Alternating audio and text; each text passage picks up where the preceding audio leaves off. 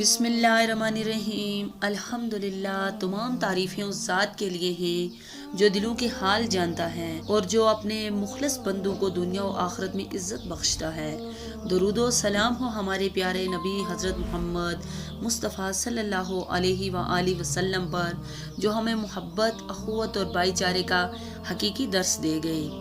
प्यारे भाइयों और बहनों, आज हम एक निहायत अजीम और दिल को झंझोड़ देने वाली हदीस सुनने जा रहे हैं, जो सही मुस्लिम हदीस नंबर 6544 में दर्ज है।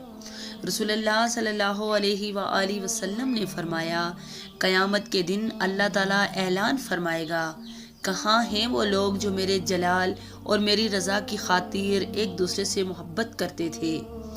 आज के दिन जब मेरे साये के सिवा कोई साया ना होगा, मैं उन्हें अपने अर्श के साये में जगह दूंगा।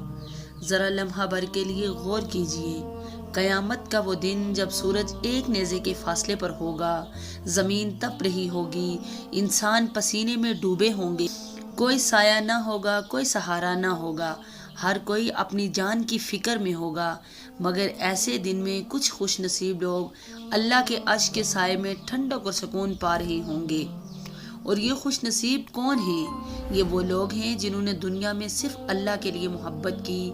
उनकी मोहब्बत दुनियावी गर्ज या ज़ाती फ़ायदे के लिए नहीं थी, ना रिश्तेदारी की लालच, न दौलत की ख्वाहिश, बल्कि सिर्फ और सिर्फ रब की रज़ा के लिए एक दूसरे से मोहब्बत करने वाले। दुनिया की हर मोहब्बत फ़ानी है, वक्ती है, मगर अल्लाह के लिए की गई मोहब्बत दायमी है। यही मोहब्बत हमें क़यामत के दिन इस बड़े इनाम तक पहुंचा सकती है।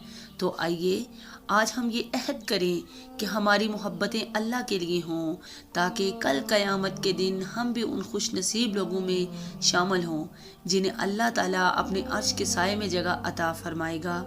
ऐ अल्लाह, हमें सच्ची मोहब्बत अता फरमा, हमारे दिलों को इखलास से भर दे, हमें उन खुश नसीब बंदों में शामिल फरमा जिन्हें क़यामत के दिन तेरा साया नसीब होगा। आमीन या रब्बुल आलमीन। अगर ये हदीस आपको पसंद आई हो तो हमारे सही हदीस चैनल को सब्सक्राइब करें, वीडियो को लाइक करें और दूसरों के साथ भी ज़रूर शेयर करें, ताकि ये नेक बात ज़्यादा से ज़्यादा लोगों तक पहुँचे। और याद रहे, आपका एक छोटा सा अमल भी सदका जारिया बन सकता है। जज़ाकुमुल्लाहु खैर। वस्सलामु अलैकुम व रहमतुल्लाहि व बरकातुहू।